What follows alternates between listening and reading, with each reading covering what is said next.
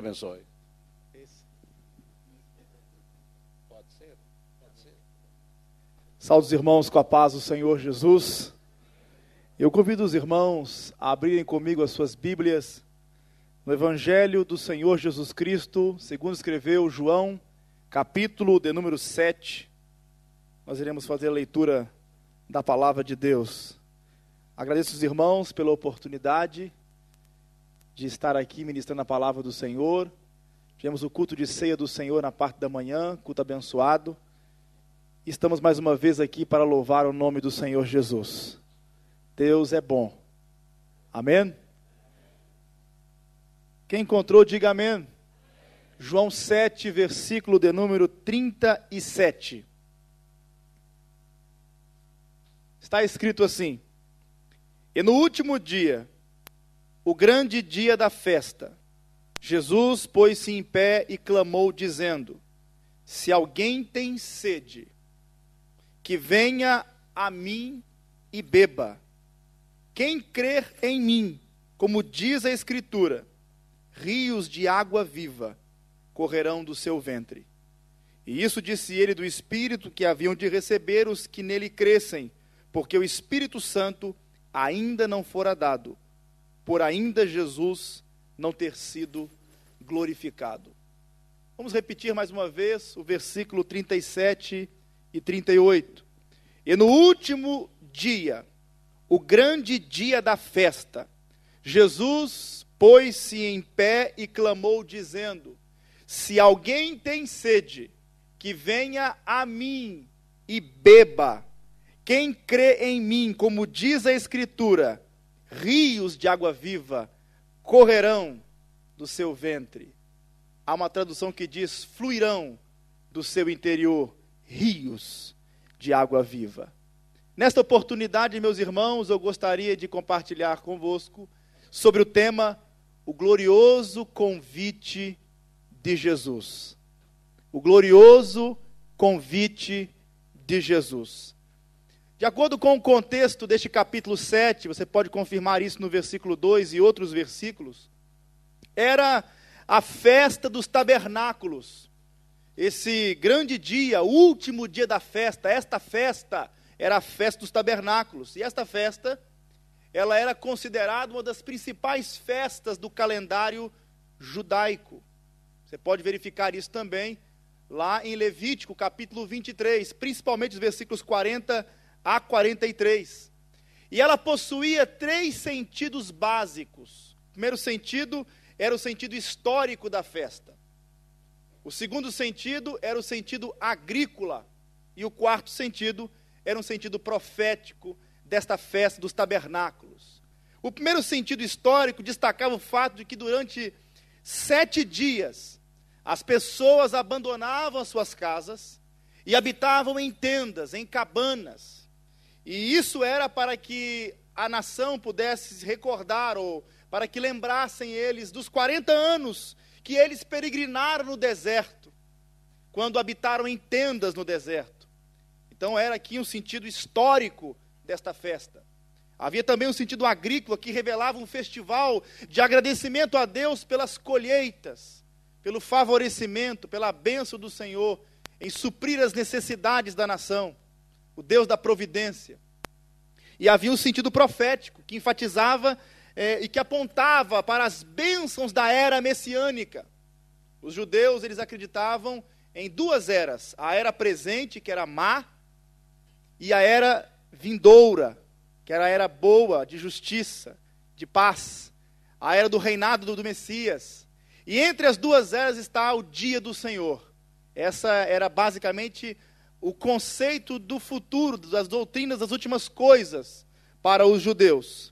E nesta festa acontecia algo interessante, de acordo com o relato histórico e de acordo também com a tradição. Nesta festa, os sacerdotes, durante 7 dias, faziam uma procissão que saía do tanque de Siloé ao templo. Eles carregavam um jarro de ouro cheio de água, a água do tanque de Siloé, e eles iam em uma procissão, eles iam até o templo, e lá eles despejavam esta água sobre o altar do holocausto. E nesta procissão, o povo, ele recitava uma profecia de Isaías, no capítulo de número 12, versículo de número 3, que diz: e vós com alegria tirareis águas das fontes da salvação. Aguardando eles com grande expectativa a vinda do Messias, porque o povo estava debaixo do jugo de Roma. Eles eram escravos políticos e espiritualmente. Eles aguardavam com ansiedade o dia em que seriam libertos do jugo do tempo em que estavam debaixo do domínio de Roma. E no auge da festa, no último dia da festa, uma festa de 7 dias, e no último dia era o momento da cerimônia principal, diz a Bíblia que Jesus levantou-se e bradou, dizendo: se alguém tem sede, venha a mim e beba. Quem crê em mim, como diz a Escritura, rios de água viva correrão do seu ventre. Jesus aqui está apresentando-se como o Salvador do mundo. Quem tem sede, venha a mim e beba. Apresentando-se como Salvador do mundo, ele apresenta-se como manancial das águas vivas. Lá no capítulo 2 de Jeremias. Ele também apresenta-se aqui como a rocha, da qual brota a água da vida, que dá a vida a todos aqueles que beberem dela. Louvado seja o nome do Senhor Jesus. Cristo apresenta-se como aquele que sacia a alma do homem, mata a sua sede. Ele apresenta-se como aquele que proporciona a satisfação plena, completa e contínua para a vida do homem. E este texto fala sobre esse glorioso convite de Jesus. E eu aprendo, à luz das Escrituras, que um evangelho é o convite de Deus ao homem. É o convite que Deus faz para o homem. É uma oferta de salvação. E aqui Jesus está fazendo esse convite. E eu queria aqui analisar alguns aspectos gloriosos deste convite de Jesus para todos os homens, de todas as culturas, em cada geração. Primeiramente, o convite de Jesus, ele é universal. O versículo 37 diz: se alguém tem sede, ele não estabeleceu um grupo, ele não determinou o número, ele disse: se alguém tem sede. E aqui eu aprendo que a salvação é uma oferta universal. É a livre oferta do evangelho para todos os homens. E foi isso que Jesus mandou a igreja fazer: ir por todo mundo e pregar o evangelho a toda criatura. Também diz que seríamos testemunhas, tanto em Jerusalém, como em toda a Judéia e Samaria, e até os confins da terra. Atos capítulo 1, versículo de número 8. Portanto, o evangelho ele deve ser oferecido a todos, sem distinção, porque Deus não faz acepção de pessoas. Está em Tiago capítulo 2, e outras passagens, como Atos dos Apóstolos, no capítulo de número 10. E a água da vida, de acordo com este texto, é para todos. Portanto, é para o rico, é para o pobre, para o acadêmico, para o analfabeto, para o homem, é para a mulher, é para o jovem, é para o idoso, é para o homem do campo, é para o homem da cidade, é para todos os homens. Este convite é estendido a todos. Quem tem sede, venha a mim e beba. Esta oferta é feita àquele que está abatido, com a vida vazia. É feita a alguém que já se desiludiu com todas as outras fontes deste mundo. Fontes rotas, que não podem reter água, como diz o profeta Jeremias, inspirado por Deus. Eu aprendo algo interessante aqui: Cristo veio para satisfazer a nossa alma. Ele veio para buscar os perdidos. Diz a Bíblia em Lucas capítulo 19, versículo 10, que o Filho do Homem veio para buscar e salvar o que se havia perdido. O texto sagrado também diz, em João 3,16, porque Deus amou o mundo de tal maneira que deu o seu Filho unigênito, para que todo aquele que nele crê não pereça, mas tenha a vida eterna. E o amor de Deus, ele não está centrado nas nossas qualidades. O amor de Deus, ele nos amou, como diz a Bíblia, ele amou o mundo. Ele amou quando nós éramos ainda pecadores. É o que diz lá em Romanos, capítulo 5, versículo 8. Deus prova o seu amor para conosco, em que Cristo morreu por nós, sendo nós ainda pecadores. Sem Cristo o homem é um ser faminto. Sem Cristo o homem é um ser sedento. Sem Cristo o homem é um ser vazio. Um outro ponto importante é que o homem não se satisfaz com as coisas terrenas. A paz, a alegria, ela não está nas coisas. O nosso prazer não está nas coisas. A alegria, a paz e a felicidade, ela não está fora de nós. Ela está dentro de nós. Não está no carro, não está na casa, não está num casamento bem-sucedido, não está num bom emprego, não está nos cartões de crédito com altos limites ou com dinheiro guardado no banco. A sua alegria não está nas coisas. A nossa paz, o nosso prazer e a nossa felicidade, a nossa alegria, a nossa satisfação, ela não está nas coisas. Tem gente que tem muito dinheiro, mas não tem paz, não tem alegria. Sabe por quê? Porque o dinheiro não pode comprar felicidade. A felicidade tem um nome. O nome dela é o Senhor Jesus. Amém? Tem gente que é infeliz tendo tudo. E tem gente que é feliz não tendo nada. Isso materialmente. Mas tendo tudo, sendo rico espiritualmente. Louvado seja o nome do Senhor Jesus. Há um vazio, o irmão retratou isso na leitura dessa noite. Um vazio existencial na alma humana que coisas não podem preencher. Só Jesus pode preencher. Prazer, riqueza, poder, sucesso. Nada nesta vida pode preencher este vazio. Deus colocou a eternidade dentro do homem. E o homem, ele é, como alguém pode dizer, incuravelmente religioso. Eu não vou focar a religião, mas ele é um ser que necessita de Deus para ter prazer. Porque a nossa satisfação está nele. Ele não é o meio para atingir um outro fim, ele é a razão máxima da nossa existência. Então não morra cansado e sedento. Não faça isso. Ele é uma fonte inesgotável que jorra à sua disposição. Beba desta água e mate a sua sede. O outro aspecto também diz assim, no versículo 37, venha a mim. O convite de Jesus, esse convite dele é para um encontro pessoal com ele. Não é apenas ir a Jesus, não é ir a uma religião, é para ir a Jesus. É um convite pessoal a Jesus. Vinde a mim, disse o Senhor Jesus. E aqui eu aprendo algo interessante. Quem tem sede deve vir pessoalmente a Cristo. Não basta vir à igreja. Não basta vir às reuniões. Sem Jesus, a religião é vã.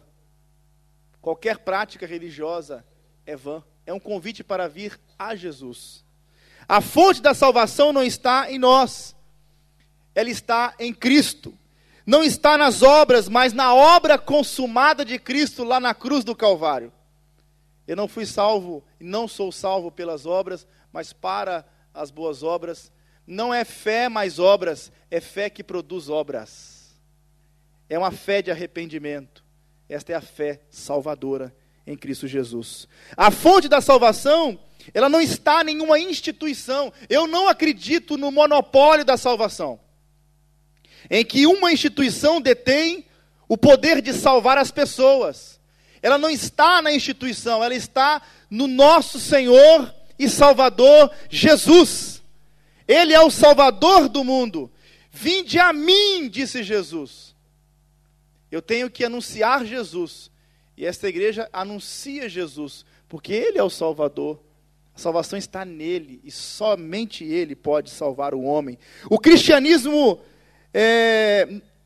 no caso, o cristianismo não é uma religião, mas é uma pessoa.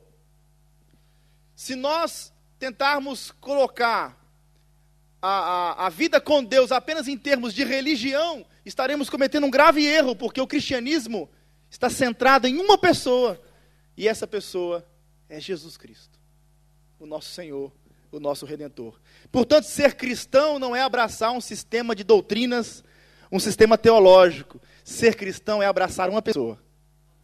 É abraçar o Senhor Jesus. Eu sei que você abraçou Jesus. A maioria que está aqui é cristão, é crente, e crer nele, e o ama de todo o coração. O Evangelho é as boas novas acerca de Jesus, e a sede do homem não se satisfaz com coisas, se satisfaz em quem? Em Jesus. Portanto, irmãos, o pecado é a maior fraude que existe. É uma fraude porque ele oferece alegria, mas ele traz desgosto, tristeza, frustração e morte. Anunciando a vida, ele traz a morte, está em Romanos capítulo 3, versículo de número 23. Então o pecado é uma fraude. E Jesus disse, venha a mim, somente Cristo nos satisfaz. E eu lembro daquele texto de Atos capítulo 4, versículo 12. Em nenhum outro há salvação. E debaixo do céu nenhum outro nome há dado entre os homens, pelo qual importa que sejamos salvos. Louvado seja o nome do Senhor Jesus.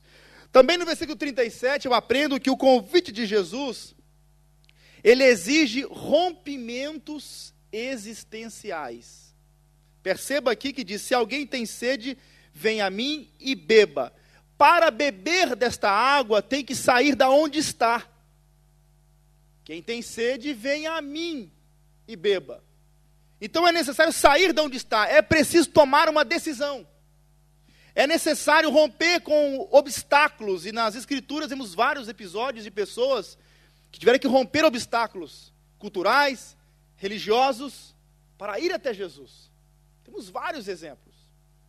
E aí eu aprendo que ser cristão é o acontecimento mais radical que pode acontecer na vida de uma pessoa. Por quê? É preciso de nascer de novo. É necessário nascer de novo. Mas não é voltar ao ventre da mãe e tornar a nascer. Não é reencarnação. Como está em João capítulo de número 3, versículo de número 4. É o que está escrito em Lucas capítulo 9, versículo 23. Quem quiser vir após mim, negue-se a si mesmo. E tome a cada dia a sua cruz e siga-me. Porque aquele que quiser ganhar a sua vida, perdê-la-á. Mas aquele que por amor de mim perder a sua vida, esse achá-la-á. Portanto, para beber da água da vida, é preciso romper com situações, com tradições, com pecados, com vícios pessoais. É preciso sair do lugar onde está e vir a Jesus e beber da água que Ele oferece e aceitar o seu convite. Outro ponto importante, esse termo novo nascimento pode ser traduzido como nascendo do alto, nascendo de cima. E é interessante que em 1 João capítulo de número 5, versículo 1, o apóstolo João, o mesmo que escreveu o Evangelho de João, ele diz nascer de Deus. Amém? E nós temos aí um texto conhecido em João capítulo 1, versículo 13, que diz que esta obra não pode ser operada pela igreja, pelo homem, mas é uma obra sobrenatural, soberana do Espírito Santo, pela instrumentalidade da palavra de Deus, porque não nascemos nós, os quais não nasceram nem da vontade da carne, nem da vontade do homem, mas da vontade de Deus. Fomos gerados de novo pela palavra da verdade, é o que diz a palavra do Senhor. Um outro ponto importante, também no versículo número 37, o convite de Jesus é para os que têm sede de Deus. Quem tem sede? Quem tem sede, vem a mim e beba. Para ir a Jesus, para romper com obstáculos, é necessário ter sede para beber desta água. Os sedentos procuram água. Ninguém bebe água sem sede. É necessário beber água sem sede, viu? Faz muito bem para a saúde, este elemento. Mas geralmente quem quer beber água porque está com sede. E o sedento vai procurar água. E assim também são os doentes que procuram os médicos. E hoje também é um conselho que eu dou, mesmo com saúde, é bom de vez em quando fazer um periódicozinho lá, passar lá no médico para ver se está tudo jóia mesmo. Mas é verdade que são os doentes que procuram os médicos para tratar os problemas que têm. E assim também, só os que reconhecem que estão perdidos é que vão à procura de um Salvador. Para procurar um Salvador, eu tenho que reconhecer que estou perdido. Senão, eu não vou procurar um Salvador. Se eu acho que não estou perdido, para que eu quero um Salvador? Se eu procuro um Salvador quando eu reconheço que estou perdido. É um texto conhecido lá em Atos capítulo 16, versículo 31. Aquele texto, aquela pergunta daquele carcereiro e a resposta de Paulo resume o Evangelho. O carcereiro perguntou dizendo o seguinte: o que eu tenho que fazer para ser salvo? E Paulo respondeu: creia no Senhor Jesus, será salvo tu e a tua casa. Essa pergunta dele está implícito nela algumas coisas. O que eu tenho que fazer para ser salvo? Logo, ele reconheceu que estava perdido e que não poderia salvar-se a si mesmo. E a resposta de Paulo foi: creia no Senhor. Ele tem que crer e reconhecer a Jesus como o Senhor da sua vida. Louvado seja o nome do Senhor Jesus. Eu preciso entender que estou perdido para procurar um Salvador. Eu preciso reconhecer a minha sede, verificá-la. E quem tem sede vai a Jesus. Quem não tem não vai procurar Jesus. Portanto, antes do homem ser salvo, ele precisa saber que está perdido. E aí eu descubro que antes do Evangelho, ele vem a lei. Porque eu não posso entender o Evangelho sem as implicações da lei. Eu não posso entender a minha situação de pecado contra Deus. Eu não posso entender a graça de Deus sem antes entender, a minha situação de pecado contra Deus. Só quando eu entender que eu estou em condenação, eu vou procurar a salvação. Só quando eu entender que eu estou perdido e não posso dar jeito na minha situação, é que eu vou procurar o único Salvador que tem a capacidade de salvar. Eu quero aqui apresentar um ponto interessante. Jesus é o único Salvador que não precisa de ser salvo. Sabiam disso? O único Salvador que não precisa de ser salvo. Porque ele nasceu sem pecado. Ele não herdou a natureza do pecado. Ele viveu sem pecado. Ele morreu pelos nossos pecados. Ele venceu o pecado. Lá no Calvário, Jesus matou a morte com a sua morte. Ele tirou o aguilhão da morte com a sua ressurreição. E como diz John Owen, nós temos no Calvário a morte da morte na morte de Cristo. De modo, meus irmãos, que através da sua morte e ressurreição, na sua ressurreição ele prova que ele é tudo aquilo que ele disse ser. E que Deus aceitou o sacrifício. Ele não está morto, ele está vivo. E ele, meus irmãos, é capaz de salvar, porque não precisava de ser salvo, porque ele não pecou. Qualquer outro homem, se tentasse salvar alguém, não podia, porque também precisava de ser salvo. Mas Jesus é um salvador capaz de salvar. Aconteceu um fato nos Estados Unidos, uma senhora idosa com uma criancinha pequena, à beira da piscina, e foi uma tragédia. Isso ocorreu a América toda, na altura, e o mundo todo. Essa senhora estava na beira da piscina com a sua netinha, e a sua netinha caiu na piscina funda, na piscina dos adultos. E aquela avó, vendo aquela criança morrendo afogada, o que ela fez? Saltou para dentro da piscina. Passado 4 horas, aquelas pessoas que cuidam da piscina, que fazem a limpeza, observaram que havia duas manchas no fundo da piscina, e pareciam alguns objetos lá embaixo. E mergulharam, e verificaram que lá estavam os corpos da avó e da neta. Foi uma tragédia terrível. Muitas lágrimas e muita tristeza. A criança caiu na água, a avó pulou também atrás. Ela tinha vontade de salvar aquela neta, irmãos. Quem duvida disso? Ela queria salvar, só que tinha um detalhe. Ela não sabia nadar.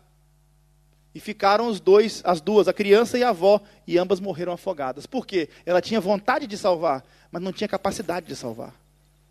Jesus não apenas quer nos salvar, Ele pode nos salvar. Outro ponto importante, quando Paulo escreveu a sua carta aos Romanos, antes de Paulo apresentar na carta aos Romanos a doutrina da justificação pela obra de Cristo, ele mostrou que os gentios e os judeus, todos estavam igualmente condenados. Quer judeus que conhecem a lei, quer os gentios que não conhecem a lei, ambos estão destituídos da glória de Deus, todos pecaram, diz a Bíblia, é o que está em Romanos 3, 23. E nós vivemos hoje numa geração pós-cristã e numa geração humanista. eu vou aqui descrever um ponto muito sensível e interessante, que nega a existência do pecado e de alguma maneira tenta dar explicações psicológicas e naturalistas para o problema do pecado e para o problema do homem.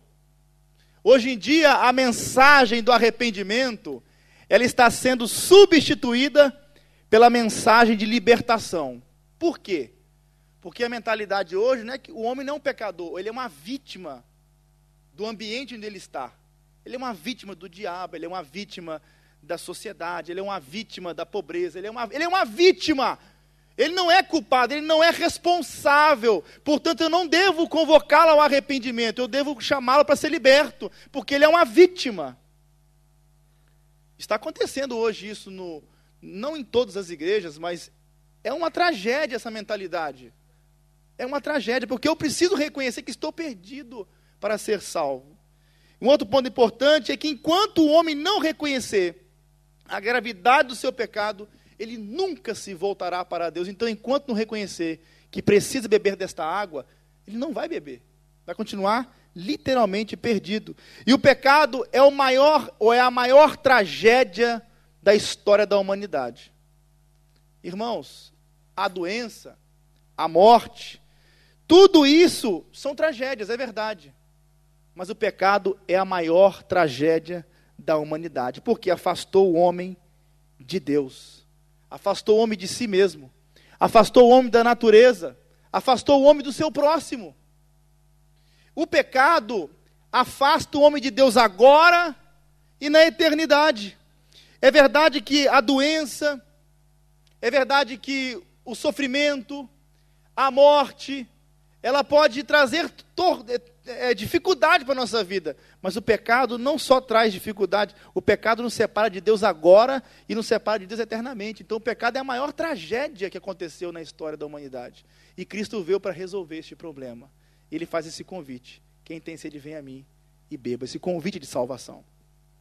O versículo 37 também nos mostra que o convite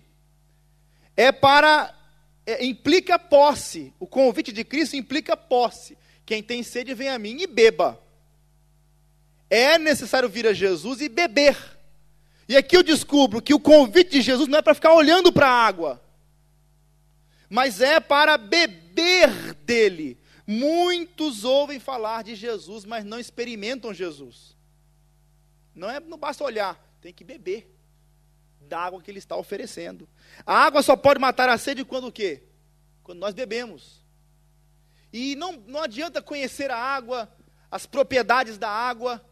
Enquanto não beber dela, eu não vou matar a minha sede. O problema da sede não vai ser resolvido apenas por conhecer as propriedades da água. Eu tenho que beber da água.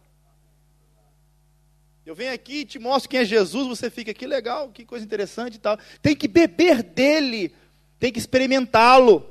Amém, meus irmãos? Aí será salvo. Louvado seja o nome do Senhor Jesus. Cristo, irmãos, ele deve ser experimentado na nossa vida. E eu digo uma coisa para os irmãos: é possível a pessoa morrer de sede ao lado da fonte. É possível a pessoa estar morrendo de sede, não por falta de água, mas por recusar bebê-la. Tem muita gente morrendo de sede do lado da fonte. Tem muita água, mas ele não bebe. E enquanto não beber dessa água, continuar tendo sede, enquanto não beber desta água, não haverá salvação. É possível a pessoa perecer, não por falta de oportunidades, mas porque não aproveita as oportunidades que Deus está dando. Outro ponto importante: somente quando bebermos esta água é que seremos saciados e transformados. E tem aqui alguns textos maravilhosos, como por exemplo, o capítulo 4, versículo 14 do Evangelho de João. Aquela palavra de Jesus para a mulher samaritana: mas aquele que beber da água que eu lhe der, nunca mais terá sede. E diz a palavra do Senhor: porque a água que eu lhe der fará nele uma fonte d'água que salte para a vida eterna. Em Apocalipse 22, 17, diz assim, esse aqui é o dueto missionário, o maior dueto missionário da última hora. O Espírito e a noiva dizem: vem. Quem tem sede, diga: vem. Venha. E quem quiser, tome de graça da água da vida. Esse é o clamor do Espírito, é o clamor da igreja. Quem tem sede, venha a mim e beba. venha a Jesus beber desta água. O versículo 37 também nos mostra que o convite de Jesus, ele é de caráter de urgência. É de urgência. E é interessante aqui, que não é o sedento que está clamando por água. Aqui, quem está clamando é a fonte da água, da vida, que está clamando aos sedentos. Não é o sedento gritando, estou morrendo de sede. Mas é a fonte da água da vida, que é Jesus, que está clamando aos que estão sedentos. Normalmente a pessoa que está com sede grita, está morrendo de sede. Eu estou morrendo de sede, meu Senhor, me dá água. Mas aqui não, aqui é a fonte da água da vida, que é Jesus, que está clamando para que os sedentos bebam e saciem. E aí eu descubro que a salvação sempre foi uma iniciativa de Deus. De acordo com as Escrituras, meus irmãos, não foi o homem que construiu um caminho para Deus. Não é o religare, religião, religare, o homem na tentativa de se reconectar com Deus, se religar com Deus, ou construir um caminho de volta para Deus, não foi isso. Mas foi Deus que veio ao homem e construiu o caminho para levar o homem para o céu. Desde o Éden, desde o princípio, foi o homem que foi Deus que foi à procura do homem. A iniciativa da salvação é de Deus, não é do homem, porque, diz a Bíblia, ele veio buscar e salvar. E é interessante também o que diz a palavra de Deus lá em 2 Coríntios 5,18. E tudo isto provém de Deus, que nos reconciliou consigo mesmo e nos deu o ministério da reconciliação. A salvação vem do Senhor, é uma obra exclusiva de Deus. Foi Ele que planejou, foi Ele que executou e agora aplica a salvação. Estávamos conversando hoje, estava com o pastor Rui, estávamos conversando um pouco sobre Bíblia, e só falamos de Bíblia hoje, graças a Deus, isso é importante. E falamos que Deus, Ele traçou um plano, na eternidade, houve um concerto solene, entre o Pai, o Filho e o Espírito Santo, em que o Pai traçou o plano, o Filho prontificou-se voluntariamente, para consumar este plano, e o Espírito Santo aplica este plano na nossa vida, o plano da salvação, o plano da redenção da humanidade. E em Filipenses 2, versículo 13, diz assim a palavra de Deus: porque Deus é o que opera em vós, tanto querer como efetuar, segundo a sua boa vontade. E de acordo com a Bíblia, o homem não pode encontrar Deus por si mesmo. Sabe por quê? Porque ele é cego. Segundo Coríntios 4:4, Deus deste século cegou o entendimento dos incrédulos, para que não entendam. Ele está perdido, não consegue se orientar, ele precisa que alguém o encontre, vá à procura dele. Ele está dominado, é o que dizem lá em Atos, capítulo de número 26, versículo de número 18. Ele está morto, o homem sem Deus, como está em Efésios, capítulo 2, versículo de número 1. E também diz a palavra de Deus que ele está escravizado pelo diabo, pelo mundo e pela carne. É o que diz Efésios, capítulo 2, dos versículos 1 a 3. O homem sem Deus está endurecido espiritualmente, é o que está em Efésios, capítulo 4, versículo 17. Ele é inimigo de Deus, está em Romanos 5, versículo de número 10. Portanto, o homem não pode encontrar este caminho se Deus não revelasse esse caminho. E Jesus agora, a fonte da água da vida, está oferecendo aos sedentos, está apontando o caminho que é Ele mesmo, e Ele diz: eu sou o caminho, a verdade e a vida, e ninguém vem ao Pai se não for por mim. João 14, versículo de número 6. A não ser que Deus tomasse a iniciativa da obra da salvação, toda a humanidade estaria irremediavelmente, completamente perdida. Eu não poderia estar aqui pregando a palavra do Senhor. Aquele que deu a sua vida na cruz pelos pecadores oferece com urgência a água da vida para todos os homens. No versículo 38, eu descubro aqui uma promessa de Jesus. Olha o que diz o versículo de número 38. Quem crê em mim, como diz a Escritura, rios de água viva correrão do seu ventre. Jesus não apenas faz um convite aqui, ele faz uma promessa. Quem crê em mim, como diz a Escritura, rios de água viva correrão do seu ventre. O que significa beber da água? Beber da água é sinônimo de crer em Jesus. Beber da água é o mesmo que se arrepender dos seus pecados e crer na pessoa e na obra consumada por Jesus na cruz do Calvário. Outro ponto importante, o que significa crer em Jesus? Aqui diz, quem crê em mim, como diz a Escritura. Então não é fé na fé. Não é fé na fé dos outros. Não é a sua fé. Não é a minha fé. É crer em Jesus, como diz a Escritura. Lá em 1 de Reis, capítulo 17, capítulo 18, diz a Bíblia que, no capítulo 18, os profetas de Baal, os profetas de Azerá, estavam desde manhã até o meio-dia, clamando a Baal e a Azra que mandasse fogo do céu, pedindo que Baal respondesse ao clamor deles e ao sacrifício deles com fogo. Você acha que eles tinham fé ou não? Diz a Bíblia que eles se retalharam, eles estavam empenhados a manhã inteira, clamando para que Baal mandasse fogo.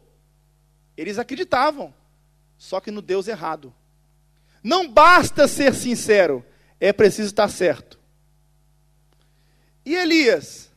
Elias reparou o altar do Senhor que estava quebrado, e diz a palavra de Deus que depois orou e pediu a Deus que o atendesse, confirmando que ele era profeta e que o Senhor era o único Deus de Israel.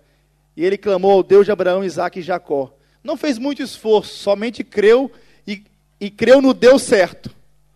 Exerceu fé no Deus certo, no único Deus verdadeiro, o Deus de Abraão, de Isaque e de Jacó. E Deus respondeu com fogo. Então não basta ter a sua fé. Eu tenho que crer como diz a Escritura. E a questão é o objeto da fé, porque isso importa. Cristo é o objeto da minha fé. E a nossa fé está estribada, fundamentada na palavra de Deus. O que é o crer segundo a Escritura? Não é apenas uma ciência intelectual, um assentimento intelectual, um concordar com fatos históricos. Isso é apenas a fé intelectual. E Tiago combate essa fé intelectual. Não é apenas tremer, porque os demônios creem e tremem. Não é apenas uma fé emocional, portanto, crer e tremer não é experiência de salvação. É uma fé que atinge o intelecto, que atinge a emoção, mas que atinge a minha vontade. É uma fé viva, é uma fé operante. Esta fé é a fé salvadora. Atinge o intelecto. Eu entendo a verdade de Deus. Eu sinto a verdade de Deus. E eu me rendo à verdade de Deus. Essa é a fé, como diz a Escritura. Conclusão. Temos aqui duas promessas maravilhosas. Primeiro, Jesus promete vida abundante. Aqui no versículo 38. Ele fala de rios de água viva. Ele não está falando de tanques de água morta. Rios de água viva. Crer em Jesus é ter uma fonte que nunca seca. Lembra o que ele disse para a mulher samaritana: mas aquele que beber da água que eu lhe der, nunca terá sede. Por quê? Porque a água que eu lhe der se fará nele uma fonte que salte para a vida eterna. E é interessante que isso fala dessa vida abundante, que flui de dentro do salvo.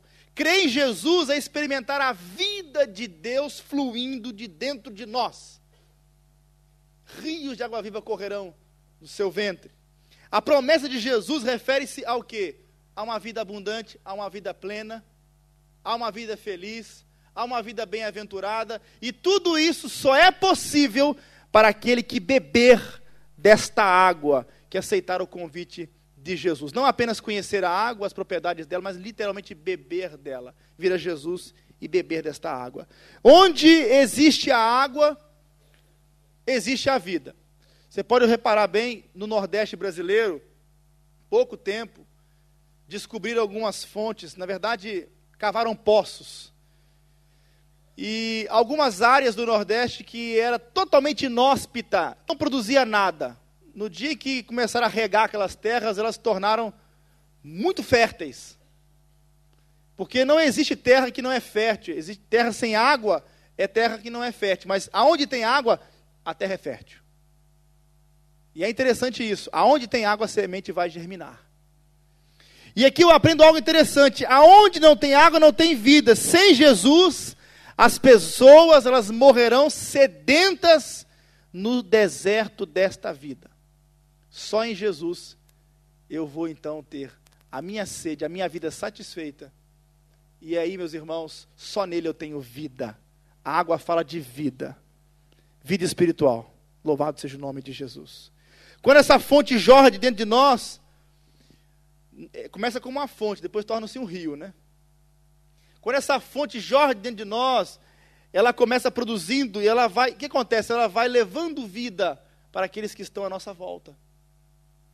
Meus irmãos, em nome de Jesus, que Deus comece a gerar vida nesta igreja. E que essa vida espalhe por toda a cidade de Portimão, por toda esta área do Barlavento, e que Deus comece a salvar e libertar, em nome do Senhor Jesus. Que eu possa ser um canal de vida para os outros. Esta fonte que nasce, que jorra, e que espalha, e que conduz, e que leva a vida. Aonde o rio vai levando vida. Todo rio começa com uma fonte. Jesus promete uma vida de poder. É o que está no versículo 39.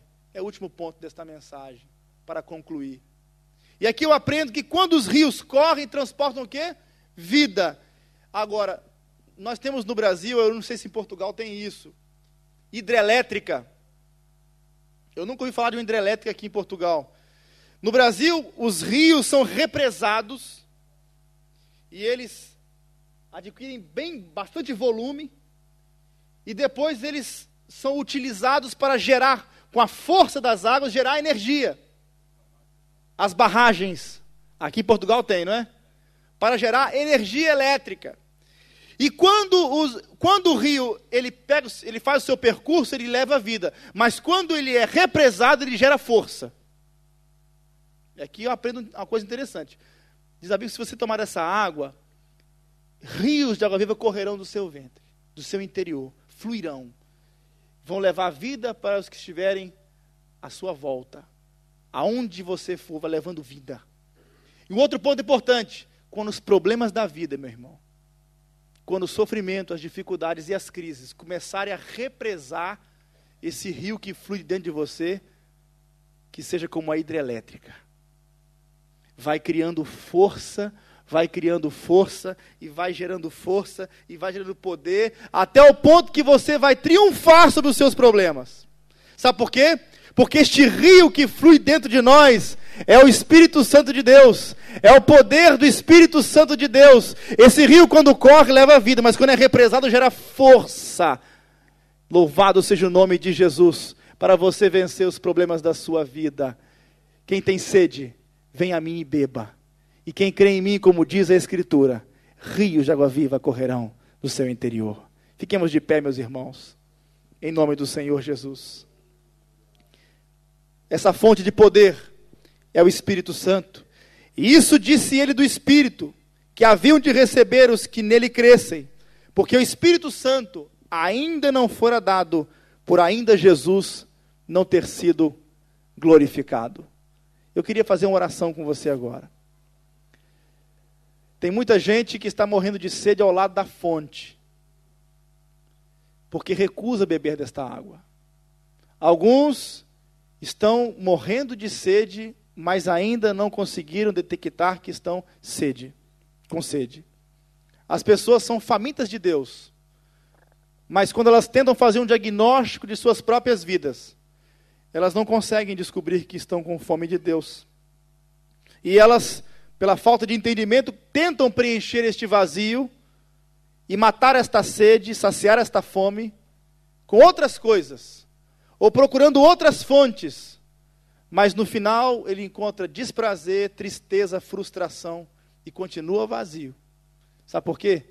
Porque nem a religião, nem nada pode satisfazer o homem, nem coisas, nem riquezas, nem prazer, nem poder. Só Jesus pode satisfazer a alma do ser humano. Vamos orar. Senhor nosso Deus e nosso Pai, eu te exalto e te glorifico, ó Pai, neste lugar. Eu agradeço a Deus porque através deste glorioso convite de Jesus, um dia, Senhor, eu saí da onde estava e fui a Jesus. e bebi desta água. E a minha sede foi saciada, Senhor.